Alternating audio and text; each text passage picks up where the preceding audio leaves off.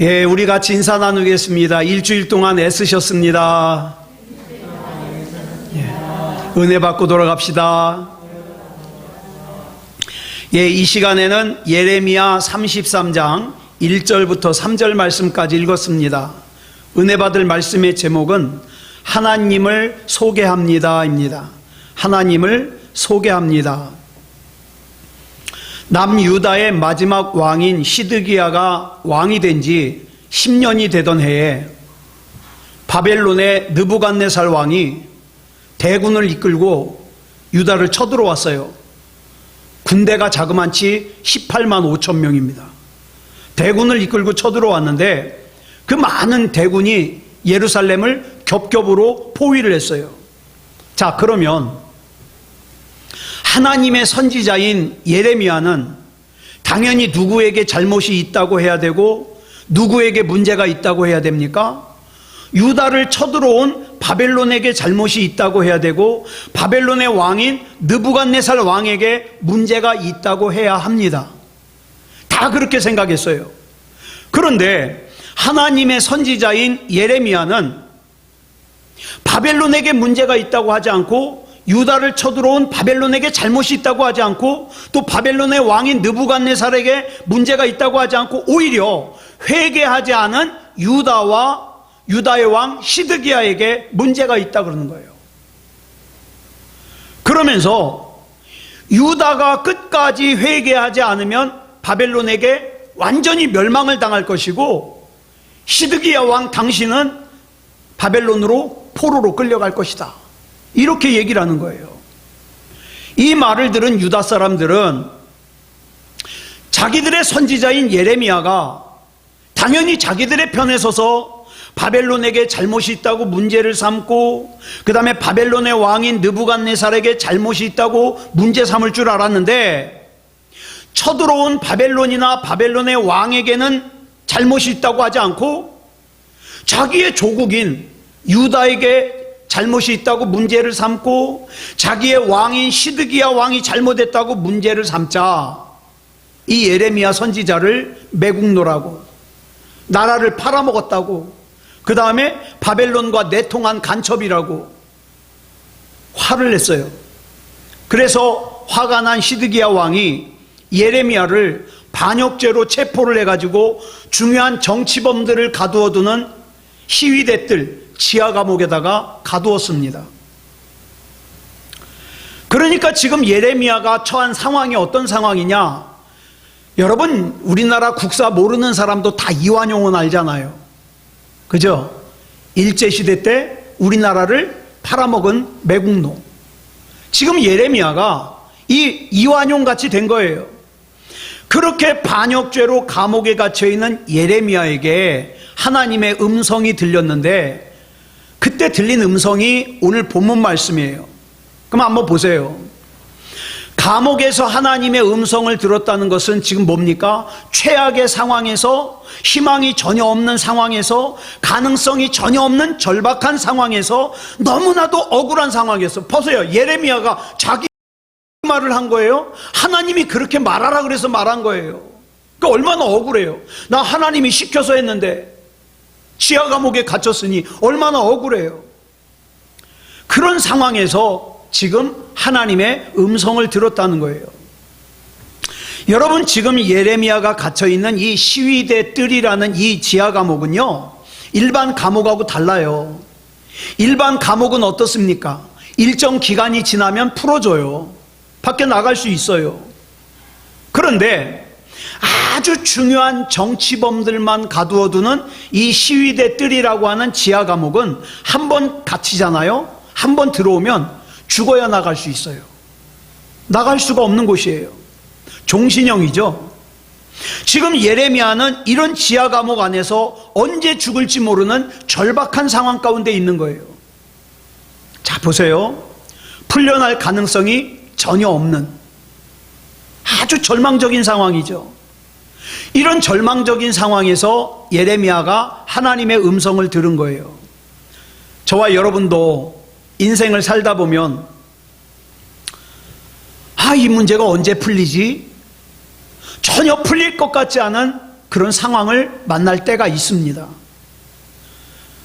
제가 언젠가 우리 부모님들이 약하시잖아요. 부모님 건강 문제, 또 교회 문제로 너무 힘들어가지고 하나님 앞에 이렇게 투정하면서 기도했어요. 하나님, 아시잖아요. 저는 이 문제들 가운데 하나도 감당하기 힘든데 이렇게 문제들이 겹쳐서 오면 나 어떻게 합니까? 이렇게 막 투정하면서. 이 기도가 아니에요. 투정이에요. 근데 그때 제가 요나서를 읽고 있었거든요. 제 마음속에 말씀을 주시기를 나는 너에게 풍랑만 보낸 적이 없다. 이런 말씀을 주시는 거예요.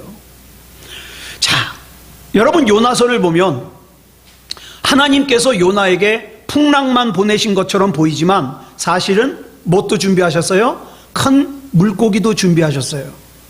근데 이 물고기라는 것이 사람들의 눈에 보이기에는 어때요? 풍랑보다 더 큰 고난처럼 보여요. 그죠?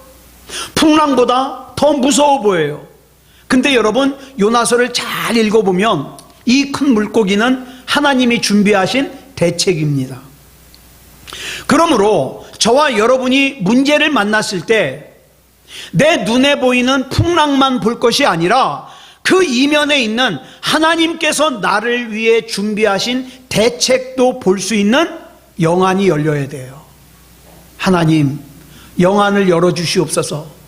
끝까지 믿음 있게 해주시옵소서. 기도해야 돼요. 그러면 우리를 위해서 준비하신 하나님의 대책을 어떻게 알 수 있을까요? 자, 감옥에 갇혀있는 예레미야에게 하나님의 음성이 들려졌듯이 우리는 하나님의 말씀을 통하여 하나님께서 예비하신 대책을 볼 수 있습니다. 알 수 있습니다. 자, 하나님께서 예레미야에게는 어떻게 하나님의 대책을 보이셨습니까? 본문 2절 보겠습니다. 본문 2절을 보면 하나님을 이렇게 소개합니다. 시작.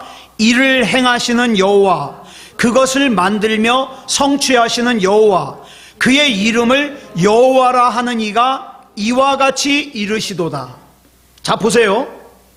이 말씀을 보면 하나님을 두 가지로 설명하고 있습니다. 첫째로는 이를 행하시는 여호와, 둘째로는 그것을 만들며 성취하시는 여호와, 이렇게 소개하고 있어요.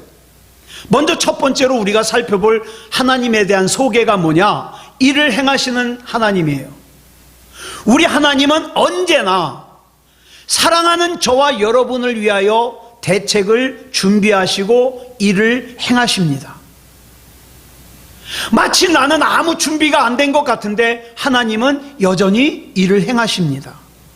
그래서 하나님을 믿는 사람들, 하나님의 일을 하는 사람들은 늘 기억해야 될 것이 있어요. 뭐냐? 하나님의 일은 하나님의 때에 하나님의 방법으로 반드시 하나님께서 하신다. 그래서 우리는 하나님이 아니면 안 되는 사람들이에요. 그런데 많은 사람들이 착각하기를 일을 자기가 한다고 생각해요. 일은 내가 하고 하나님은 이따금씩 너무 힘들 때 도와주시기만 한다. 그렇지 않아요. 그런데 예레미야도 그렇게 생각했던 것 같아요. 예레미야가 하나님의 말씀을 전하다가 지하 감옥에 갇혔어요. 아마 감옥 안에서 이렇게 생각했던 것 같아요. 하나님, 지금 하나님께서 나에게 맡겨주신 그 일을 하려면 내가 이렇게 감옥에 갇혀 있으면 안 되잖아요. 내가 밖에 나가서 할 일이 얼마나 많은데 답답했을 거예요. 아니, 하나님 나한테 일을 맡기시질 말든가, 나에게 일을 맡기셨으면 이렇게 감옥에 가두지를 말든가, 이게 뭡니까? 이렇게 생각했을 거예요. 예레미야는 지금의 문제를 해결하기 위해서는 자기가 빨리 나가서 해야 될 일들이 많은데 감옥에 갇혀있는 상황이 답답한 거예요. 그런데 그런 예레미야에게 하나님께서 자신을 소개하시기를 뭐라고 소개하셔요? 나는 일을 행하시는 여호와다. 오늘 이 음성을 저와 여러분도 다 들으시기 바랍니다. 하나님이 일을 행하십니다. 예레미야뿐만이 아니에요. 엘리야 선지자도 자기 혼자인 줄 알았어요. 그래가지고 자기 혼자 하나님의 일을 하는 것이 너무 힘들어서 어떻게 했어요? 로뎀나무 아래서 나 좀 그만 데려가라고, 나 힘들다고 그렇게 기도했잖아요. 자, 열왕기상 19장 10절 말씀 보겠습니다. 시작. 내가 만군의 하나님 여호와께 열심히 유별하오니 이는 이스라엘 자손이 주의 언약을 버리고 주의 제단을 헐며 칼로 주의 선지자들을 죽였음이오며 오직 나만 남았거늘 그들이 내 생명을 찾아 빼앗으려 하나이다. 자, 보세요. 여기서 엘리야 선지자가 그러죠. 내가 만군의 하나님 여호와께 열심히 유별하오니, 무슨 뜻이냐면 내가 하나님을 위해서 굉장히 열심히 살았다는 거예요. 자기가 이렇게 얘기할 정도면 정말 열심히 산 것 같아요. 그런데 그렇게 하나님을 위하여 열심히 사는 사람이 그 다음에가 문제예요. 나밖에 없다는 거예요. 하나님, 이 코로나19 상황에서 정말 믿음다운 믿음을 가지고 하나님 믿는 사람은 나밖에 안 남았네요. 뭐 이런 거예요. 나 혼자만 남았는데 혼자 남은 나까지도 아합과 이세벨이 죽이려고 한다는 거예요. 그래서 엘리야가 이 상황이 너무 지치고 힘들어서 로뎀나무 아래서 나 좀 하나님 그만 데려가 주세요, 그렇게 기도한 거예요. 그런데 그런 엘리야에게 하나님께서 18절에서 뭐라고 말씀하십니까? 시작. 그러나 내가 이스라엘 가운데 7,000명을 남기리니 다 바알에게 무릎을 꿇지 아니하고 다 바알에게 입맞추지 아니한 자니라. 엘리야야, 너만 남았다고? 아니, 바알에게 무릎 꿇지 않고 바알에게 입맞추지 아니한 7,000명을 내가 남겨놨다, 이 말씀이죠.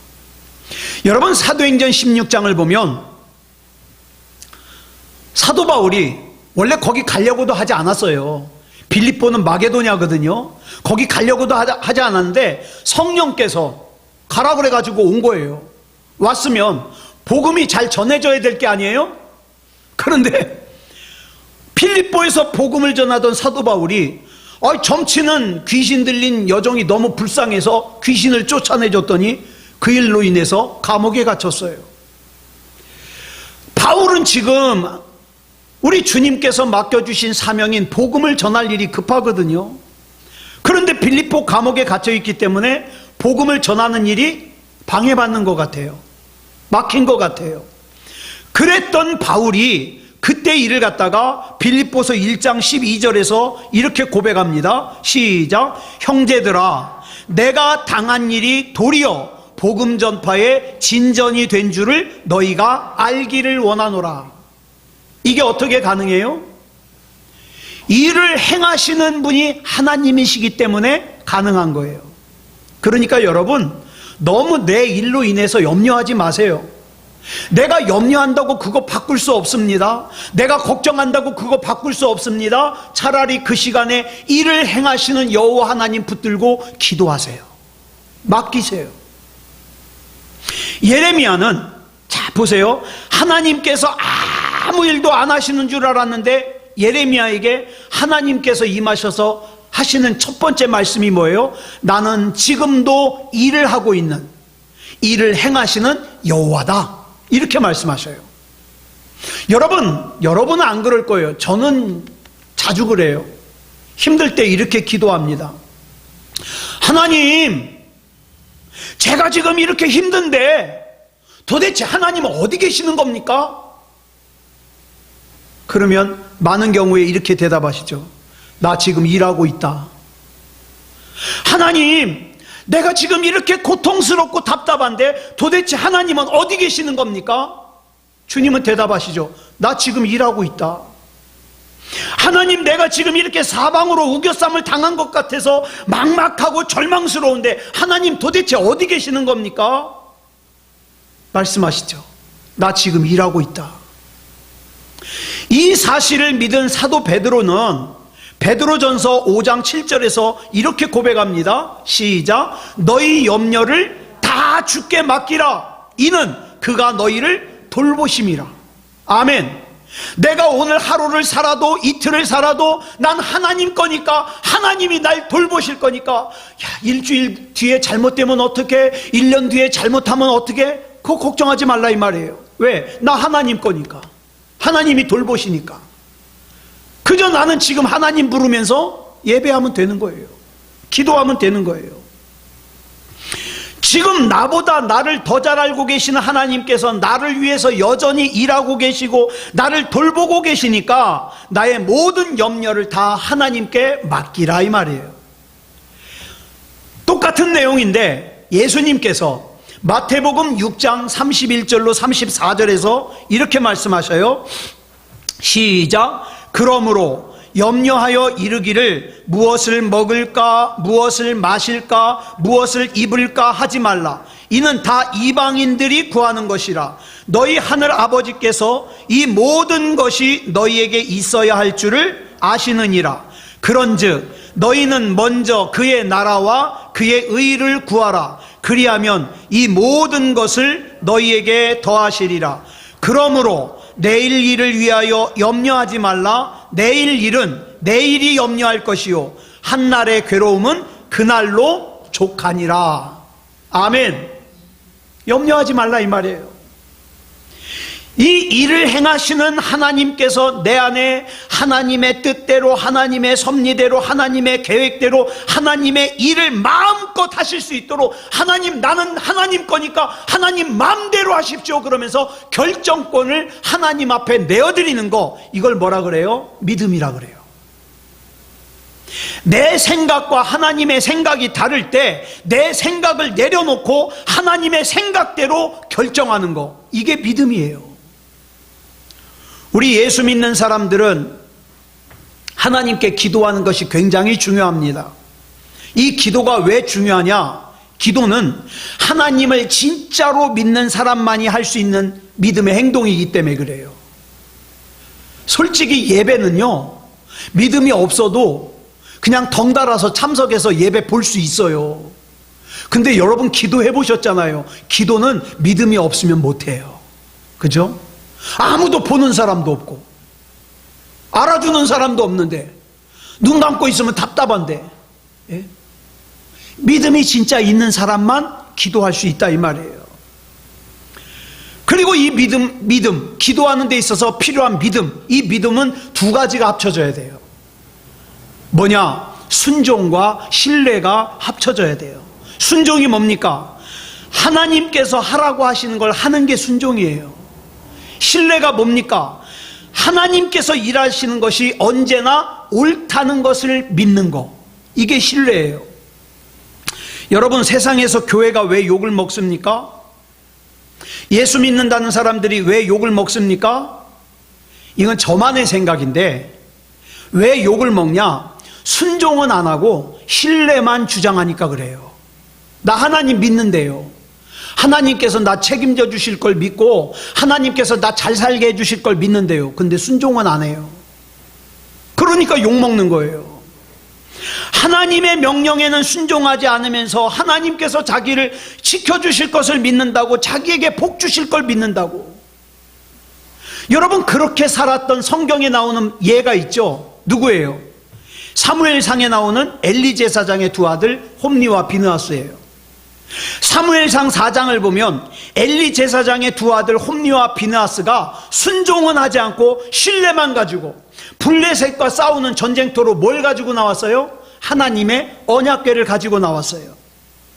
그 전에 앞에 나오는 사무엘상 2장을 보면 엘리의 두 아들 홈니와 비느하스가 얼마나 나쁜 놈들인지가 나와요. 엘리의 두 아들 홈니와 비느하스도 아버지 엘리 제사장을 뒤를 이어서 제사장이에요. 목회자예요. 그런데 제사장이라는 사람이 하나님 앞에 제사를 드리려고 제물로 고기를 가지고 오잖아요. 그러면 태운 고기는 맛이 없다고 하나님 앞에 제사 드리기 전에 먼저 어떻게 해요? 자기가 먹을 고기를 쿡 찍어서 가져가 버려요. 이런 나쁜 놈들이에요. 예. 게다가 그뿐입니까? 하나님의 성전에서 수종드는, 회막문 앞에서 수종드는 여자들이 있거든요. 여인들이 있거든요. 그 여인들과 동침을 해요. 성관계를 맺어요. 자, 이런 죄를 저지른 사람이라면 당연히 먼저 뭐를 해야 됩니까? 회개를 해야죠. 그런데 회개를 하지 않고 어떡합니까? 사무엘상 4장에서 언약궤만 가져가면 반드시 블레셋과 싸워 이기게 될 거라는 신뢰를 가지고 언약궤를 가지고 옵니다. 우리가 가만히 보면 신앙생활하면서 이런 사람들 많아요. 하나님 앞에 믿음의 삶은 살지 않으면서 그냥 막연하게 신뢰만 해요. 하나님이 이렇게 해주실 거야, 잘해 주실 거야. 그렇게 살았던 사람들이 홈리와 비느하스라니까요. 예. 그런데 우리는 많은 경우에 하나님이 나 책임져 주실 걸 믿어. 그러면 저 사람 참 믿음이 좋은가 봐, 이렇게 생각해요. 근데 여러분 보세요. 성경 어디에 봐도 하나님께서 언약궤가 전쟁을 이기게 하는 도구라고 말씀하신 적이 없어요. 그런데 홈리와 비느하스는 하나님의 말씀에는 순종하지 않으면서 신뢰만으로 언약궤를 전쟁터로 가져갔어요. 언약궤를 전쟁터로 가져가면서 이렇게 생각했을 겁니다. 설마 하나님의 언약궤가 여기 왔는데 전쟁에 질까? 졌습니다. 설마 하나님의 언약궤를 하나님께서 버리실까? 그 순간만큼은 하나님께서 버리셨습니다. 그래서 어떻게 해요? 언약궤를 블레셋에게 빼앗깁니다. 설마 하나님의 언약궤가 앞서 나가는데 적군이 덤빌까? 제대로 덤볐습니다. 왜 그런지 아십니까? 순종은 없고 신뢰만 있었기 때문이에요. 그래서 결국 홈리와 비느하스는 그 전쟁터에서 죽었고 언약궤는 블레셋에게 빼앗기고 말았습니다. 왜 이런 결과가 왔습니까? 순종은 없이 신뢰만 있었기 때문에. 왜 우리가 죄를 회개해야 되는지 아십니까? 왜 우리의 믿음이 믿음다운 믿음이어야 되는지 아십니까? 우리는 살면서, 저는 오래 살지 않았지만 여러 번 경험했거든요. 우리는 살면서 반드시 하나님의 인도하심과 능력을 필요로 하는 순간이 옵니다. 그래서 하나님을 간절하게 찾는 순간이 와요. 내가 아무리 지금 젊어도, 내가 지금 아무리 건강해도, 내가 지금 아무리 돈이 있어서 아쉬울 것이 아무것도 없는 것 같아도 하나님의 인도하심과 능력이 절대적으로 필요해가지고 애타게 하나님을 부르는 순간이 온다 이 말이에요. 이때 하나님 앞에 순종하는 모습은 보이지 않고 그저 하나님이 나 지켜주실 거야, 하나님이 나 인도해 주실 거야, 이렇게 하나님을 향한 신뢰만 주장하는 사람은 홈리와 비느하스처럼 하나님의 인도하심과 능력을 힘입지 못한다 이 말이에요. 그래서 순종은 하지 않고 하나님을 향한 신뢰만 외치는 이상한 믿음을 가진 기독교인들을 세상 사람들이 비웃는 거예요. 조롱하는 거예요. 기도도 그래요. 믿음의 기도라는 것이 내가 기도하면 하나님께서 반드시 응답하실 것을 믿어? 우리는 이걸 믿음이라고 생각해요. 아니에요. 믿음의 기도는 뭐냐? 하나님의 말씀이 나에게 이렇게 말씀하셨으니까 일단 그 말씀에 하나님이 원하시는 것에 순종하는 것으로부터 출발하는 기도가 믿음의 기도예요. 자, 그렇기 때문에 우리가 일을 행하시는 여호와 하나님의 능력을 경험하려면 먼저 뭐를 해야 되겠습니까? 순종해야 됩니다. 하나님이 하라 그러는 거 하고 하지 말라는 거 안 하는 순종을 해야 돼요. 그 다음 이어서 하나님께서는 두 번째로 자신을 소개하기를 뭐라고 소개하느냐? 그것을 만들며 성취하시는 여호와라고 소개하십니다. 우리 하나님께서는 한 번 시작하신 일은 절대 중간에 포기하지 않으세요. 여러분 보세요. 창세기를 보니까 조상 대대로 우상을 만들며 우상을 섬기면서 살았던 아브라함을 하나님께서 갈대아 우르에서 인도하여 내셔요.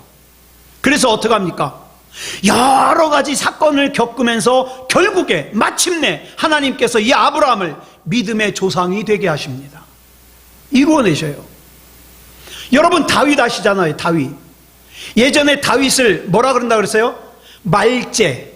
이 말제를 히브리어로 뭐라 그래요? 학가톤이라 그런다 그랬어요. 학가톤은요 두 가지 뜻이 있다 그랬죠. 순서상으로 막내라는 뜻도 있지만 또 무슨 뜻이 있어요? 아주 못난 아들이에요. 제일 못난 아들이에요. 그런 뜻이에요.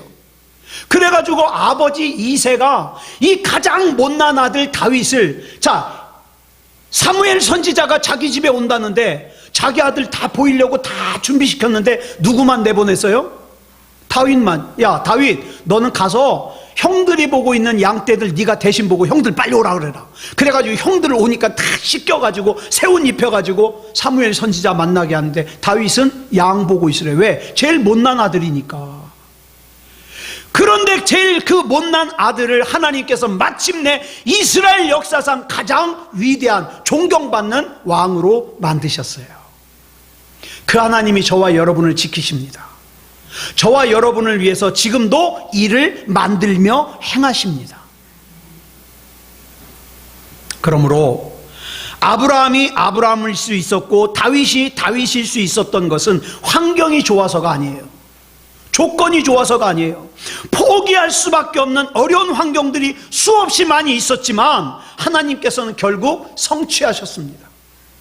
이 일을 행하시는 여호와 하나님, 그것을 만들며 성취하시는 여호와 하나님께서 지금 저와 여러분의 인생을 인도하고 계십니다.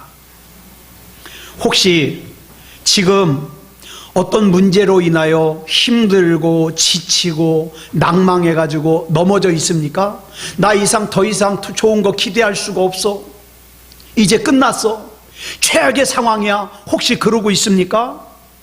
이를 행하시는 여호와 하나님, 그것을 만들며 성취하시는 여호와 하나님을 바라보시기 바랍니다. 장래의 문제든지 경제적인 문제든지 건강의 문제든지 사람들과의 관계의 문제든지 다 우리 하나님 앞에 내려놓고 이를 행하시는 여호와 하나님, 그것을 만들며 성취하시는 여호와 하나님을 바라보시기 바랍니다. 이 과정에서 가장 중요한 게 뭐냐? 하나님과의 관계예요. 하나님과 동행하는 거예요. 여러분, 지난 일주일 동안 우리 하나님과 얼마나 동행하셨습니까? 요셉이 17살에 꿈을 꿔요. 근데 꿈을 꾸고 나서 얼마 있지 않아서 형들의 손에 의해서 인신매매범에게 팔려갑니다. 네. 그래가지고 애굽으로 팔려가서 보디발의 집에서 종살이 11년, 감옥살이 2년을 하게 됩니다. 자, 하나님께서 일찍이 요셉 안에 하나님의 뜻과 섭리를 담아 꿈을 꾸게 하심으로써 하나님의 일을 시작하셨어요. 그 하나님께서는 지금도 저와 여러분을 통해서 하나님의 일을 이루어 가십니다. 왜? 나는 하나님 거니까. 하나님의 일을 이루어 가셔요. 그런데 요셉이 애굽으로 팔려가서 11년 동안 종살이를 하고 2년 동안 감옥살이를 하는 동안에 요셉 안에 담겨져 있던 하나님의 계획, 하나님의 섭리, 하나님의 뜻이 실패한 것처럼 보여요. 그렇게 보이잖아요. 그런데 성경은 이렇게 기록합니다. 형통한 자다, 요셉은. 예? 여러분 생각해 보세요. 30년 살면서 그 중에 13년을 종살이를 하고 감옥살이를 했는데 무슨 형통한 자예요. 그런데 왜 요셉이 형통한 자인지 창세기 39장 2절이 이렇게 설명하고 있어요. 줄친 것만 시작. 여호와께서 요셉과 함께 하심으로 그가 형통한 자가 되어. 겉으로 보기에는 망한 것 같고 초라한 것 같고 다 끝난 것 같고 불행한 것 같지만 이를 이루시고 성취하시는 하나님께서 함께 계시는 것만으로도 요셉은 뭐다? 형통한 자다. 그 하나님께서 지금 나와 함께 계시니까 나는 형통한 자다. 의심하지 마시기 바랍니다. 나는 형통한 자예요. 여러분, 제가 솔직하게 지금 마음이 많이 힘들거든요. 몸도 많이 힘들거든요. 그런데 저는 이거 하나 붙듭니다. 나는 형통한 자다. 왜? 내가 잘나서가 아니라 하나님이 나와 함께 계시니까. 성경 읽을 때 말씀을 들려주시고 설교 준비할 때 말씀 들려주시고 하나님이 나와 함께 계시니까 난 형통한 자다. 자, 보세요. 그래서 우리는 주님이면 충분하다고 선포할 수 있는 거예요. 주님이면 충분합니다. 지금 나를 사방팔방으로 둘러싸고 있는 상황은 힘들지 몰라도 난 주님이면 충분합니다. 이렇게 하나님을 일을 행하시는 여호와라고, 그것을 만들며 성취하시는 여호와라고 소개한 후에 이어지는 본문 3절이 이렇게 약속합니다. 시작. 너는 내게 부르짖으라. 내가 내게 응답하겠고 내가 알지 못하는 크고 은밀한 일을 내게 보이리라. 여기 보면 우리가 하나님께 부르짖으면 하나님께서 응답하실 것이고, 우리가 미처 알지 못하는 크고 은밀한 일을 보여주시겠다고 약속하셨어요. 여러분, 저와 여러분을 위해서 준비하신 하나님의 준비는요, 저와 여러분이 상상하는 것 이상입니다. 예. 하나님의 생각, 하나님의 계획은 저와 여러분의 생각, 저와 여러분의 계획보다 훨씬 높습니다. 하나님께서 단순히 아브라함이 원하는 것만 주실 것 같았으면 아들 하나 주시면 돼요. 일찍. 25년이나 기다릴 필요가 없어요. 왜냐하면 아브라함이 원하는 것은 대를 이을 아들 하나였거든요. 그런데 하나님께서 아브라함에게 주시고 싶은 건 그것만이 아니에요. 아브라함이 미처 알지 못하는 크고 은밀한 일을 성취하기 위해서 25년이나 더 걸렸어요. 그러면 하나님이 능력이 없어서 25년 더 걸렸냐? 아니요. 25년이 걸린 이유는 아브라함이 그 일을 감당할 수 있는 준비가 되기까지 25년 걸린 거예요. 그러니까 저와 여러분이 믿음다운 믿으면 그 시간이 빨리 단축이 되겠죠. 예. 내 생각 버리고 하나님의 생각으로 살면 단축되겠죠. 하나님께서는 여러분이 원하는 것을 주실 수가 없어서 시간이 오래 걸리는 게 아니에요. 하나님께서 더 크고 은밀한 것을 주고 싶은데 그걸 담을 수 있는 그릇을 준비하는데, 그걸 감당할 수 있는 준비가 되는데 이렇게 오래 걸리는 거예요. 그러면 이렇게 말할 수 있잖아요. 아이, 그 뭐 오래 걸려, 그냥 주시면 되지. 아니요. 준비가 되지 않은 상태에서 주잖아요. 그럼 누구같이 돼요? 사울왕같이 돼요. 준비가 되지 않은 상태에서 왕이 되니까 나중엔 교만해가지고 어떡합니까? 하나님도 떠나고 성령님도 떠나고 다 떠나잖아요. 마찬가지예요. 준비가 되지 않은 상태에서 하나님이 주시고 싶은 것이 주잖아요. 그러면 어떡합니까? 예배도 떠나고 기도도 떠나고 믿음도 떠나고 구원도 떠나고 결국에는 천국도 떠납니다.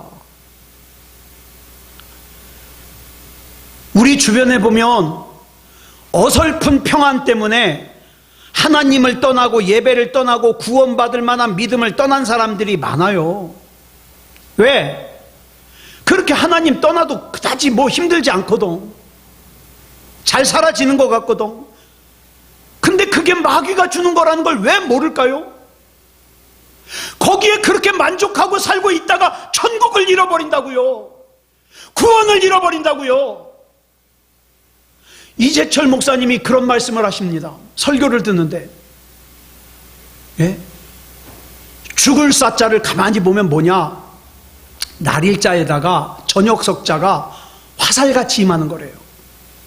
여러분, 죽음이라는 것은요, 내가 언제쯤 될 거야, 천만의 말씀이요, 내가 분명하게 말씀드리는데 내가 생각하는 것보다 더 빨리 옵니다. 그런데 마귀는요, 어설픈 평안에 취하여 살다가 구원받을 기회를 잃어버리게 만드는 게 마귀의 목적이에요. 저와 여러분의 삶에는 저와 여러분을 천국으로 이끌고 가시기 위한 하나님의 계획이 있습니다. 여러분, 종살이하는 요셉을, 감옥 안에 갇혀있는 요셉을 누가 형통한 자로 보겠어요? 그런데 그 요셉을 통하여 크고 은밀한 일을 계획하시고 일을 행하시고 성취하시는 하나님은 요셉을 형통한 자로 보셨습니다. 지금 내 삶이 내 눈으로 보기에 열악할 수 있어요. 그러나 일을 행하시는 여호와 하나님, 그것을 만들며 성취하시는 여호와 하나님께서 지금 저와 여러분과 함께 계시면 저와 여러분은 형통한 자입니다. 형통한 자. 그러므로 만약 여러분이 하나님의 자녀라는 것이 분명하고 확실하게 믿어지신다면 여러분의 인생을 여러분 마음대로 살면 안 돼요. 나는 하나님을 믿는다고 입으로만 신뢰를 외치고 정작 사는 것은 하나님 앞에 전혀 순종하지 않고 자기 마음대로 살아버리면 그거 믿음 아닙니다. 네. 하나님께서 하라 그러는 건 하고 하지 말라는 건 하지 말아야 돼요. 2007년 6월 27일 뭐 기억하시는 분 있을 거예요. 캄보디아에서 비행기 하나가 추락했어요. 당시 그 비행기는 경비행기인데, 작은 비행기인데 22명이 타고 있었거든요. 우리나라 사람이 13명 타고 있었어요. 관광객이 13명 다 죽었어요. 그런데 그 당시에 비행기 조종사와 관제탑이 통화한 내용이 나왔는데, 관제탑에서 자꾸 얘기를 하는 거예요. 거기 지형이 위험하다. 그러니까 우리가 여기서 얘기하는 대로 따라서 조종해라. 그랬는데 이 조종사가 뭐라고 대답하냐? 나는 이곳 지형을 잘 안다. 그러면서 관제탑에서 얘기하는 대로 하지 않고 자기 마음대로 조종한 거예요. 얼마 있지 않아서 무전이 끊어져 버린 거예요. 자기 마음대로, 자기가 잘한다고 자기 능력으로 착륙을 시도하다가 추락해버린 거죠. 여러분, 우리의 삶에서도 마찬가지로 캄보디아 항공기가 조종사 자신의 경험이나 관제탑의 지시에 자기의 경험을 따르면서 관제탑의 지시를 따르지 않은 것처럼 우리도 하나님의 말씀을 무시하면 안 돼요. 절대 안 돼요. 저와 여러분에게는 그래서 기도와 순종이 필요합니다. 이것이 바로 우리가 영적으로나 육체적으로 추락하지 않을 수 있는 비결이에요. 자꾸 외치시기 바랍니다. 좀 유치해 보여요? 하나님, 나 하나님이 아니면 안 돼요. 전 자주 외쳐요. 저 혼자 있을 때 자주 외쳐요. 저는 하나님 아니면 안 돼요. 하나님 붙잡아 주세요. 아무쪼록 하나님을 바로 알고 하나님 앞에 바로 순종해서 영혼과 육체가 승리하는 그런 저와 여러분이기를 그리스도 예수님의 이름으로 축복합니다. 기도하겠습니다. 사랑의 아버지 하나님, 감사합니다. 오늘 이 시간 희위대뜰이라고 하는 지하 감옥에 갇혀 있는 예레미야에게 하나님의 음성을 들려주신 내용을 살폈습니다. 사람의 눈으로 볼 때는 감옥에 갇혀 있으니 낙심입니다, 좌절입니다, 절망입니다. 그러나 하나님께서는 이를 행하시는 여호와라 그랬습니다. 이를 만들고 또 완전히 성취하시는 여호와라 그랬습니다. 하나님, 하나님의 성취하심을 의심하지 말고 따르게 해 주시옵소서. 우리 안에 담으신 하나님의 뜻을 이루어 주시옵소서.